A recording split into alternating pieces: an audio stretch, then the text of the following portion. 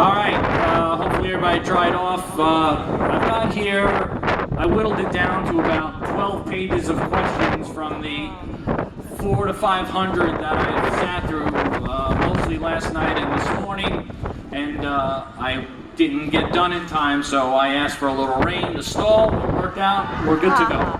All right, so this is the Q&A portion of the program. These are all your questions, or some of you folks, that I will be asking the band on your behalf. So let's bring them out. You're here to see them, not me. So from the Moody Blues, Justin Hayward, John Lodge, Graham Edge, the Moody Blues.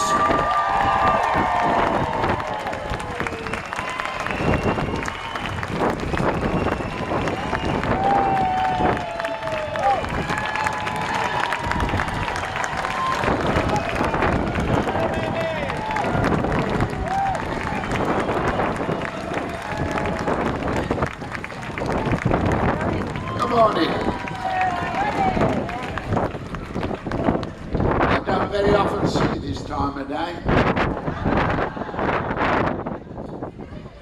So welcome. How's Blues Cruise 2 going for you guys? Pretty good so far. So good. A little windy. Last year, you remember we had the sun beating down on us, so here it comes again. We'll try to get through this without getting started. So, being on the open seas, as it were, I'm just going to jump right into this. This is from Jim Brown of Industry, Pennsylvania. He says here, water seems to be a recurring theme in music. You have, or some of you have at least had boats at some point in your lives. Where and when did your love of the water come about? So Graham, we know you were the sailor of the three, so, or the most prominent one. That's a good question. I think it's because when you're trying to express emotions, the sea is the one thing that reacts so well to the weather. The thing is the wind in the trees and stuff like that, where visual things have movement and can be calm or beautiful, the sunset. Use that imagery to help you promote the emotional content of what you're trying to say. Or at least that's what I've just made up.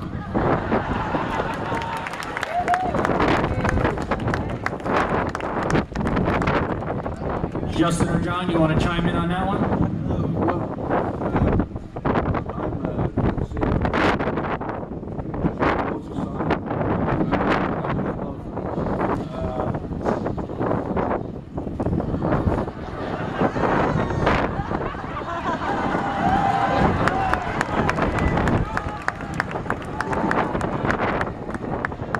I'll get you a job in South Africa.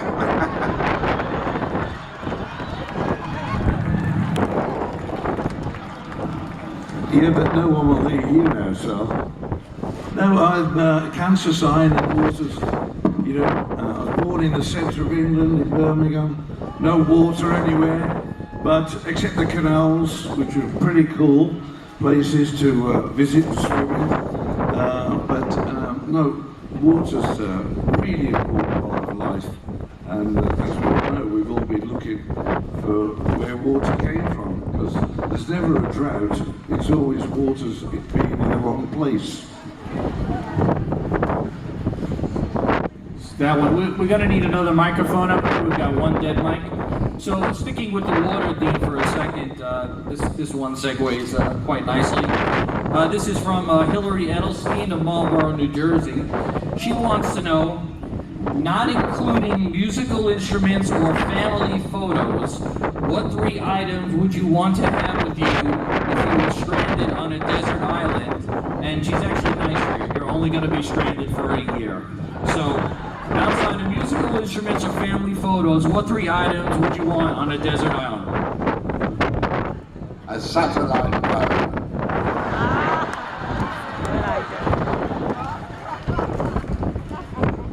Internet connection.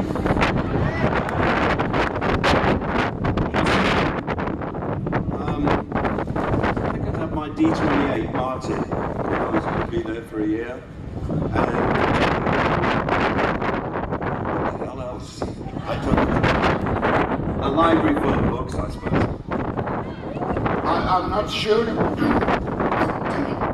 I'm not sure of the question. Do I have to take the family with me?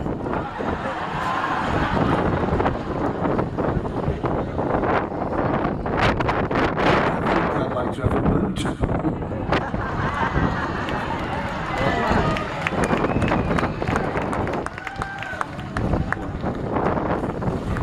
All right. So now we'll jump around a little bit if I can keep my papers down.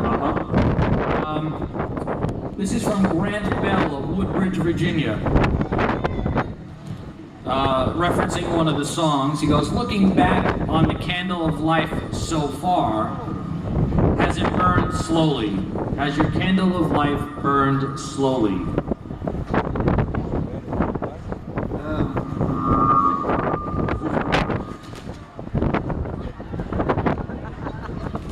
I think the microphone's sort of burned slowly out.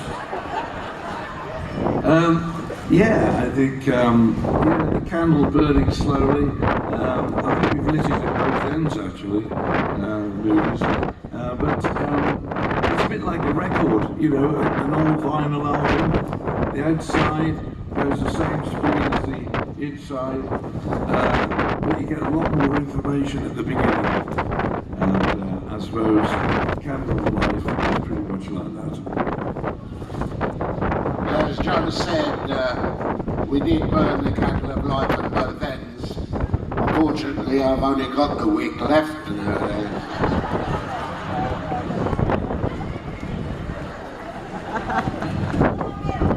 All right, hopefully this one, yeah, this seems to be working a little bit. All right. Anxiety dreams and things of that nature. Some people have them days before big events. Anxiety dreams for any of you guys, before shows, something out of the ordinary like this, being on a cruise ship, anything like that? Yeah, well, one of my Facebook friends, my rascals, and yeah, they all know I have this recurring anxiety dream when I come on stage and walk up to the drum kit just about to get ready to start, and instead of drumsticks, I've got bananas. Now, apparently there's another meaning to bananas in dreams, but I swear this is just drumsticks. And of course the usual ones where you can't find the dressing room or you can't find the stage. And I had an interesting one just before this, to the first time I've ever had it. The curtains are drawn, which is unusual because we never have curtains. The curtains are drawn, the Moody's are announced, the curtains are open, and I suddenly realised I'm sitting in the 10th row. And there's my drum kit up there with nobody on it. And I'm trying to squeeze past everybody and the knees are in the way and these guys are waiting. And then thank goodness I woke up. How did it sound? Well, it was crap without me. That's why we got Gordon. Boom, boom.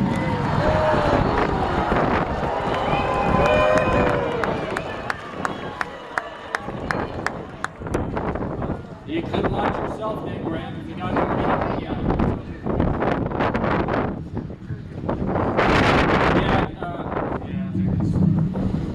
All right. I could become a roadie for you guys if you need. Fun. Well, dreams. You know, you wake up. I guess it's a joke. Your mind is playing on you. So that leads me to Chris Britton from Lakewood, Colorado. I'm assuming it's a woman. She would like to know: are you all still doing practical jokes on each other? And if so, what was your last one, and on which person? And also, who's the best sport about it, and who is the best one at pulling off the practical jokes?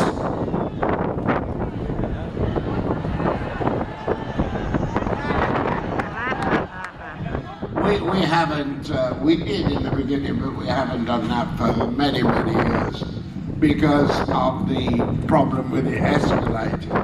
You know, it gets more and more intrusive intrusive, if you like, and you suddenly realise there's only one place this is going to be, or two places, one will or two, you know, it gets too ridiculous. So I don't think there's any practical joking for like 30 years or more. All right, well, we'll move from Justin. I've got a quick one here for you. In an interview once, you recorded as saying that you like to sit up at the front of the bus while touring America and watching America go by. Are there any places you've seen in passing that you just wanted to go back to explore further on your own, and have you ever done that? You know, that's, I do like it, yeah, because it's such a great country to go across by bus or to travel by bus. Everything is set up for the person who wants to do that. The most amazing roads that we travelled a few years ago was that, I'm not sure what it's called, people will know it, I'm not sure, but it's the highway that goes right across Canada, all the way to Vancouver. One big straight road, and you pass a lot of trucks that are never meant to turn round. They can only go and fill the loads or the number of trailers they've got to one end, and then unhitch it, go back to the other end of the trailer and go back again. You can't turn the whole thing round. But that was an amazing road. Like I said, it's a great sort of continent to travel by bus. And we were on a plane for so many years, getting in and out of buses, getting in and out of minivans and going to the gigs. But I really enjoy the bus tour that we've been doing now, very much. And then sticking with that theme, places, I mean, you've played all over the world, you are truly a global band. On the wish list, places left to play, or if not to play, then places to visit on your own personal time?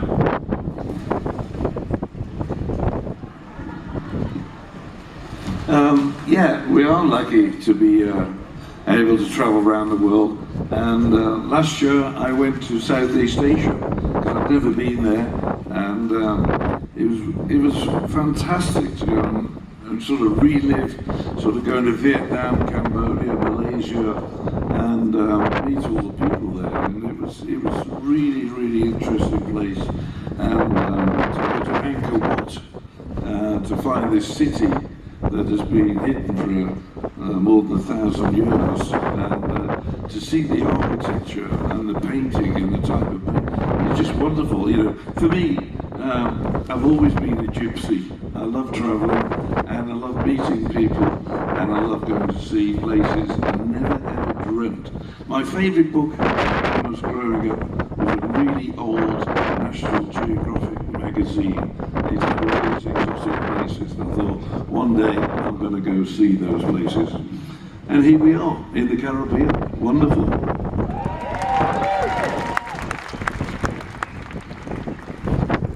Yeah, we have travelled everywhere, or almost everywhere, and seen a lot of wonderful places, and there's really not anywhere I want to go except for one special place. I want to go home.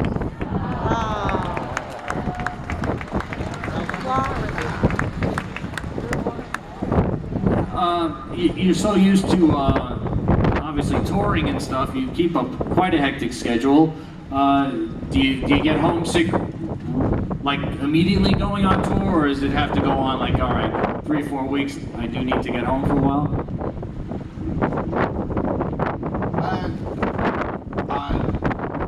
What was the middle part? Being on the road, getting homesick. I mean, assuming to a tour, do you get homesick for your own band? I mean, you don't let yourself think about it. Not until there's less than 5 gigs to go. You just don't think about it. You just get on with it. Because, I mean, it really is a joy playing to you guys.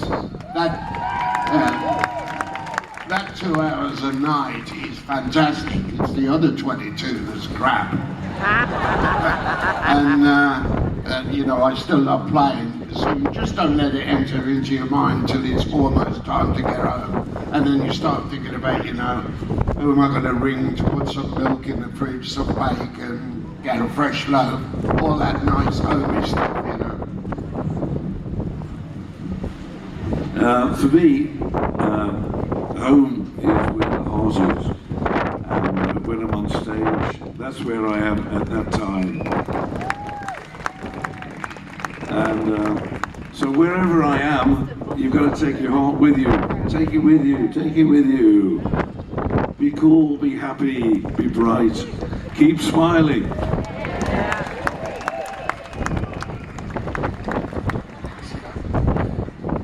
At some point, we are going to screw up this microphone, Pastor. All right. This one comes from Shelley Rodner of Ocean View, Delaware.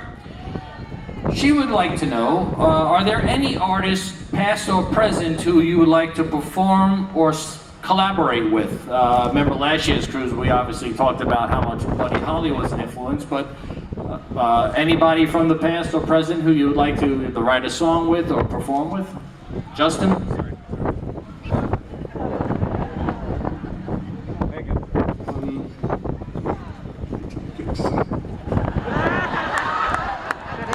Just like doing my own stuff. That's about it.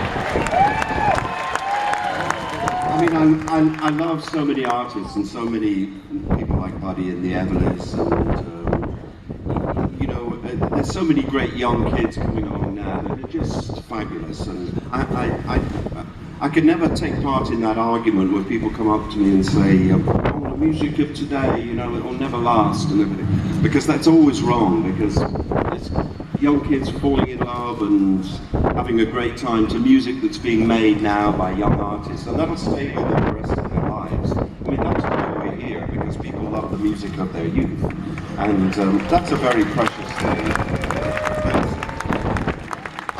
You know, it's a question, that particular question, who would you like to, who you like to work with, is a question that comes around often, and I don't have those kind of desires, really. To sort of be like anybody else. Sorry about that. No, that's fine. I asked the question. You gave an honest answer. There is a lot of colleges now are offering music courses where, for instance, in New Jersey, we've got, I believe it's Montclair State University has a course on deciphering Bruce Springsteen, everything about whether his lyrics, his lifestyle, his political slant, so on and so forth. And it just got me thinking, if there was, is there one person in history, whether music or not, who you would love to take a course on? Any of the three of you? Anybody, you know, well, again, music, an explorer, whatever the case may be, that you, if given a chance, would like to take a course on? That's a good question. Yeah, that's that question is from Sal. It wouldn't have got past otherwise.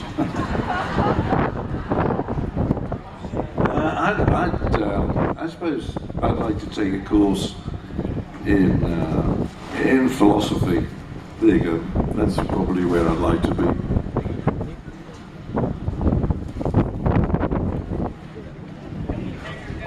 Actually, or accountancy. The thought of going back to school is terrifying in any form. I remember when I left school, you know, it was, hooray, I'm free, and all the boys around Swindon that were musicians would say, "You turned professional yet?" Which meant giving up your job, and then one Saturday I decided I'd turn professional and I could stay in bed. Stay in bed every morning and just play at night. Perfect world. Well, I've got a good follow-up for you here, Justin. This one comes from Mary Bentley of Wiltshire. Of Wiltshire? Yes. She says, Justin, how encouraging was your family when you wanted to learn the guitar? The reason for my question was in 1969, your father taught me at school and proudly brought your records into class, and I've been a fan ever since. That's nice. Well, Well, my parents were both teachers, as some of you may know, and my father taught English and philosophy and what they quaintly called then divinity, but he was an English teacher and a Latin teacher, and my mother taught a number of different subjects, but it meant that they were permanently broke, because the teachers didn't get paid very much. I'm pretty sure they still don't, actually, sadly. But it's a vocational profession, so it's people who have the vocation and the desire to try and help kids, you know, take steps forward. And I appreciate the thoughts of that person. But my parents were very encouraging, really, to both me and my brother and my sister. And I proved the worth of pestering your parents in kids who can.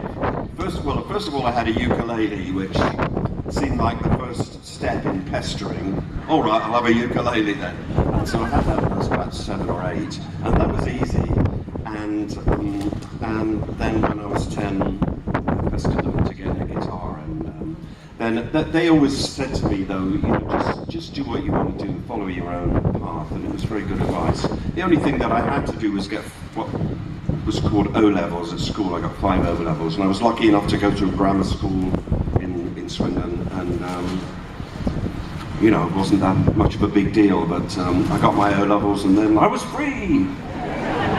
Run away.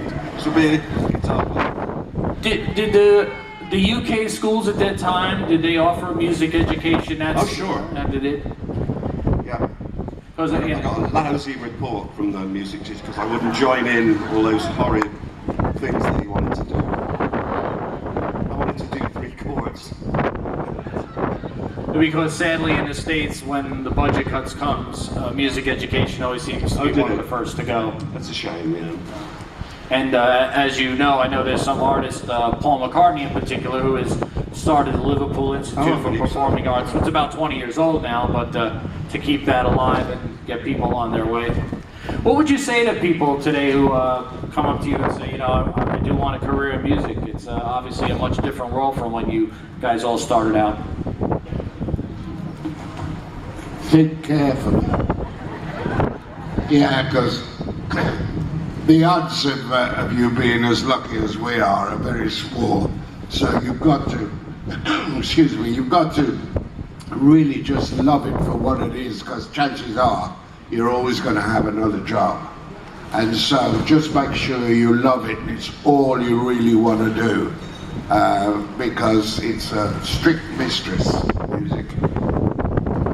Career is a strange word, I think, because I think we just musicians, and you don't start off to say, I'm going to have a career being a musician or whatever. It's just a way of life. And